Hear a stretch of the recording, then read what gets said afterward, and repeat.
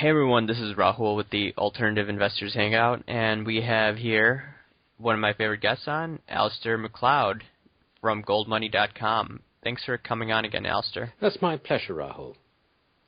Okay, I'm looking at the markets right now, and obviously it just looks like the markets are on crack when we see the Dow over 16,000, even though it's slightly down for the day as of right now. And I'm looking at the bond market, and it's quite interesting. I mean, I'm looking at the 10-year yield. It's up 5 basis points. It's 2.762. And if you look at the Federal Reserve Board, they're full of Keynesians. Not Keynesians, but super doves. I've mentioned this before in previous videos, but you have to look at, number one, you have Yellen, Bernanke right now, and then you have Dudley, all super doves. And then there are a few other doves that I can't think of at the top of my head. That being said, we see the mainstream media saying that, oh, we're going to see December taper. But if you have these super doves, why on earth is the mainstream media going with this tale? Is this story pushed on by Wall Street to try to get people into, number one, getting rid of bonds, but at the end of the day, Wall Street may be on the other side of the trade? Or are they trying to manage the gold market by number one, raising rates, and then as a result, gold and silver are going to go down when you see rising rates? How do you see it? Well, I think your description of Keynesians is absolutely right. It doesn't actually make an awful lot of sense. The fact of the matter is that the monetary system in the United States requires a growing input of money. Otherwise, interest rates start rising along the yield curve, and quite significantly. Now, if they start tapering, then they're going to bring about that situation. I think it's as simple as that. So the idea of tapering is all very nice, but actually it is completely impractical. The other thing about it is that if you start tapering, or if you start even talking about it and you drive up interest rates, you'll begin to see that the economy itself will respond rather negatively. And there seems to have been a rash of statistics coming out recently, like consumer confidence surveys, and if you dig under the unemployment numbers, you see that all the adjustments are just sort of really take them out of the way, and you've not got a pretty picture.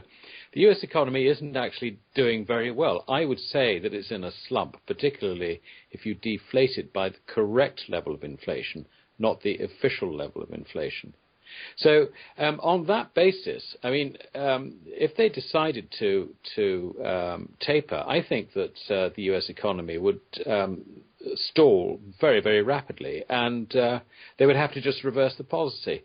But I think they do have a problem, because everybody now expects some sort of tapering at some stage, and so I think the Fed have to demonstrate that they do, that they're not totally reliant, if you like, on QE. So they'll have to come up with other means, if you like, of controlling, first of all, short-term interest rates, which they have effectively pledged will remain at close to zero, certainly for the next year or two. And secondly, they'll have to find another means, perhaps, of applying twist along the yield curve, which isn't contained in the current QE. So I would suspect that there might be a little bit of imaginative, if you like, I don't know, sort of some other way of dealing with the problem of QE. They've got to add to QE, not detract it, but they might call it something else. Yeah, I mean, I do see increased money printing next year, and I don't know if you read about this on Zero Hedge, but there's a tweet published by them of Charlie Evans, and he suggested that total money printing should be 1.5 trillion per year, which would equate to 125 billion per month. And next year, we know that Yellen's going to take helm, and we have a super dove also from Minnesota. He's going to be voting next year. The only hawk that I could think of is maybe Plossard and then Fisher. That being said, I mean, would you be expecting somewhere around 125 billion a year? I mean, right now in December, what they could potentially do is they could taper and make the markets edge off right before Bernanke goes. But then when Yellen takes helm, I think she's going to reverse it. Yeah, I mean, I can't see the point of screwing up the markets.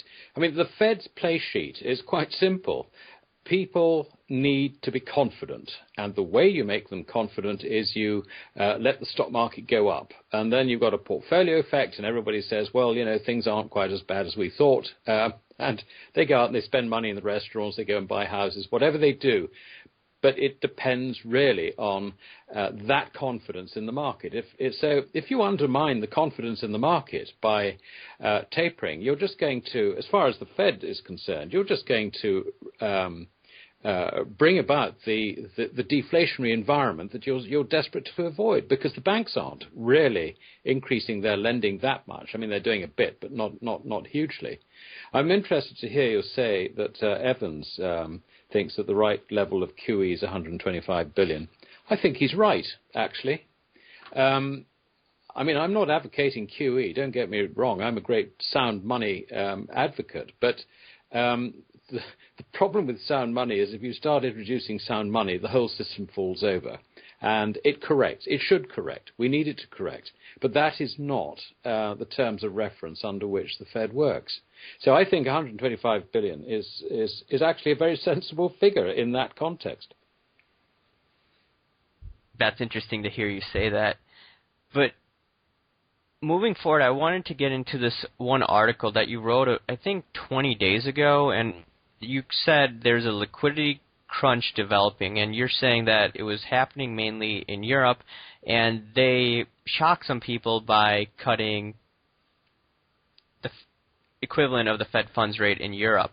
So if you look at that right now, you see Europe easing, you see the United States on the verge of potentially tapering. So what do you see, though, with Europe down the road? I mean, a lot of people thought that the Eurozone, the ECB, was going to collapse sometime in 2011. It did not collapse because you took the proceeds from QE1, QE2, and that went all the way to Europe to save their system. So if you see Europe expanding now, how do you see Europe going forward then?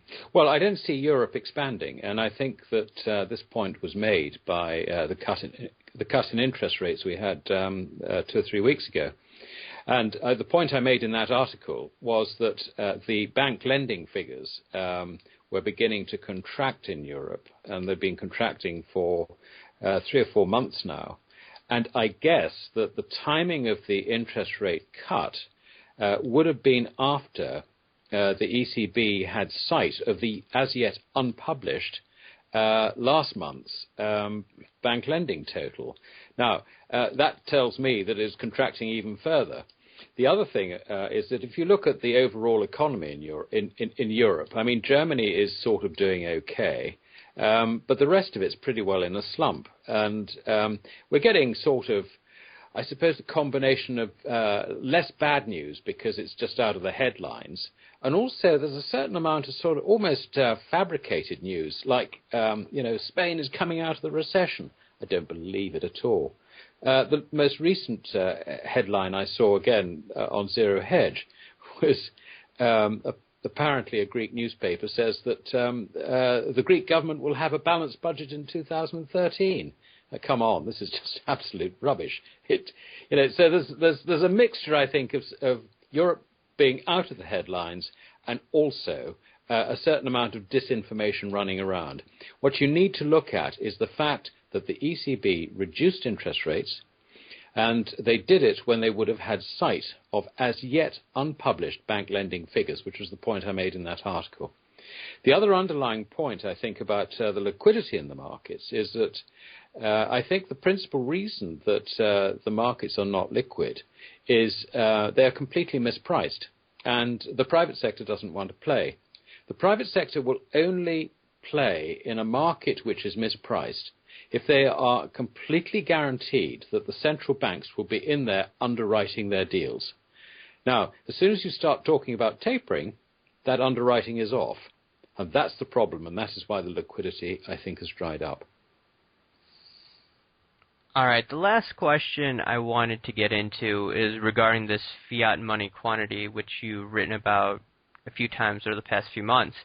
And your thesis is that, or what I'm trying to get at is that if you see this figure expanding, this spells the road for hyperinflation. Some people are going to laugh at that thought. I mean, I see a lot of these comments on my videos saying that this is crazy. But based on some of the research that you've come out with, and I think Cato, a lot of these countries that did what the United States did, they experienced hyperinflation. Is that correct? Except one of those countries? Yeah, I mean, if you print money, which is really what QE is, you're going to get an effect on prices, and for people in the Fed and people, if you like, in the finance sector, generally the mainstream to claim that there is no inflation is absolute rubbish. I mean, the inflation is admittedly mostly apparent in assets. You've seen things like houses. House prices have been rising, and they particularly rise where where you've got financial centres, which of course is where the money is originally introduced into the economy. And not only that, you've got the stock market. That's another thing. I mean, shares. That is asset inflation, and also prices are not being properly recorded. I mean, you've only got to look at the work that John Williams has done at Shadow Stats. If he goes back to pre-1980 methodology for calculating inflation, and he comes up with a figure of about 8 or 9% for the current rate of inflation. This compares with the Fed's sort of idea of core inflation, which bizarrely excludes the necessities of life, like food and energy, and they come up with a figure like sort of 1%. I mean, this is absolutely unreal, and everybody works on the 1% figure, not the 8 or 9%. So, in other words, we're all sitting here believing government statistics. The government statistics are completely biased and unbelievable, and really, I think we all do ourselves a favour by standing back and looking at them with a cynical eye and actually thinking, well, what actually is going on? You make an excellent point, and I also did some videos on this. And what's interesting, you have MIT's Billion Price Index that says that inflation's around 2%, but my criticism of even a 2% inflation number, they're not looking at the quantity sizes of inflation. For instance, I'm looking at this article from ABC News, and they state like a Maxwell House coffee used to have enough coffee for 270 cups. Now it'll make only 240, and the price is still at $9.59. So the way that I think that they're trying to manage this gold market, we see all these stories about gold manipulation, but if you look at it, I think they're managing the expectations to, number one, spoof Wall Street, spoof the public, saying that, hey, there's no inflation, it's 1.2%. And as a result, you're seeing all these guys just selling gold, shorting the daylights out of gold. Is that how you see it as well? Because obviously the government's cooking the books when it comes to inflation numbers, and the only people that buy it are crazy guys like Krugman and Mike Norman, but I don't know who in their right mind believes these numbers. I think you've got a very good point there, Rahul. I mean, we must recognize that the central banks have an enormous interest in keeping the price of gold down. Now, I think that they were very much behind the orchestration of the collapse in the gold price back in early April this year. And I think what has surprised them is the sudden increase in demand for physical gold worldwide. I don't think they saw that. And the reason I don't think they saw it is they were thinking in Western capital market terms. You know, if you can get a downtrend going, then basically you'll get all the bulls selling. That was the thought. And it is true in Western capital markets. We have seen that. We see the hedge funds. I mean, at one point, the whole of the hedge fund industry was really short of gold. They are still short, but I think they're slightly net long. But their short positions are quite large still. So it's worked on that. But actually what's happened is that at this price, the demand in Asia for physical gold has just gone off the Richter scale. And they have had to supply gold in order to meet that demand. Now, some of it has come out of physical-backed ETFs like GLD, that is for sure, but the demand is far greater than that supply can cope with. So either, some existing holders of gold, long-term holders have got to sell, and basically it comes back down to maybe a few Europeans, but the Arab states in particular, you're relying on people like that to sell. There's no way they're selling gold at these prices. If anything, they're further buyers. So there can only be one source of gold that's feeding the market at the moment, and that is the central banks themselves. They are trying to keep the market down by ditching their gold into the market and just crossing their fingers and believing that Keynes was right.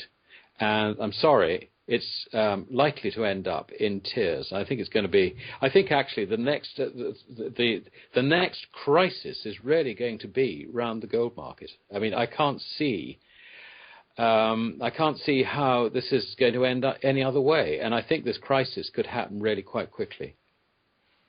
Yeah, we always differ on the time frame. I actually told some guy I was interviewing yesterday, I do agree that we're going to see some major problems down the road, but the timing still, I disagree, because they're cuckoo Keynesians and they always find a way to kick the can down the road.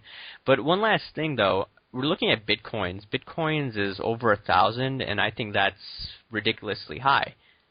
Does that something have to do with all this easy money floating around and gold and silver not going up in value?